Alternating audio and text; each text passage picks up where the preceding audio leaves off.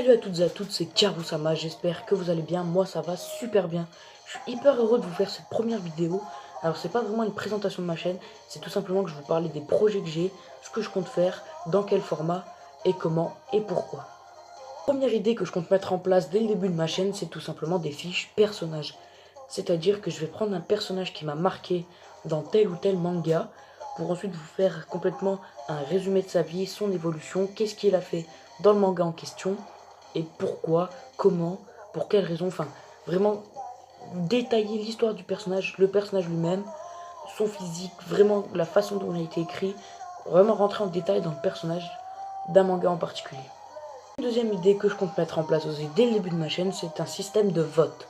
C'est-à-dire que je vais créer des réseaux sociaux pour ma chaîne spéciale, et ça sera en fait de vous mettre un thème de manga, fantastique, amour, action, aventure, et que les abonnés votent pour un des thèmes.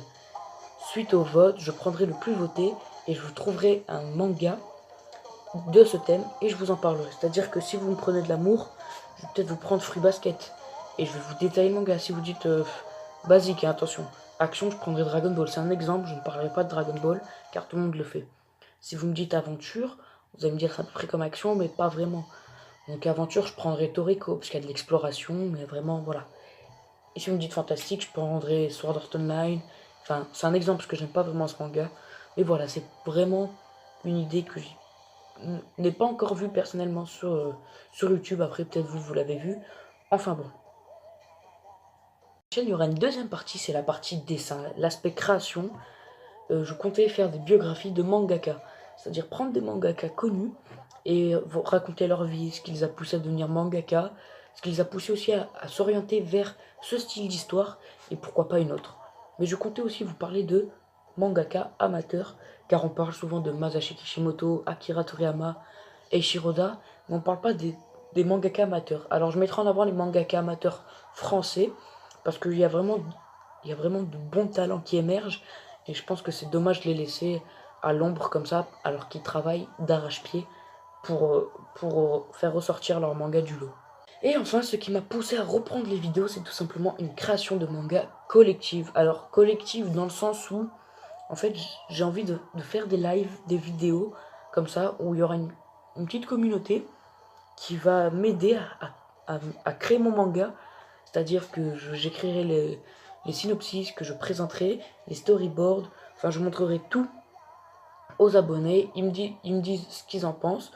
Voilà, franchement ça, je sais pas, je l'ai pas encore vu, à part Total Japan, mais lui il a juste créé, pardon, il a juste créé une bande dessinée de 12 pages qu'il a fait en live à chaque fois.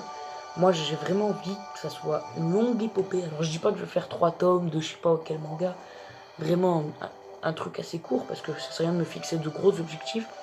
Enfin tout ça pour dire, j'ai vraiment envie qu'on fasse ça ensemble, car faire des choses qu'on aime c'est bien, mais on n'a pas envie que les autres disent que c'est moche.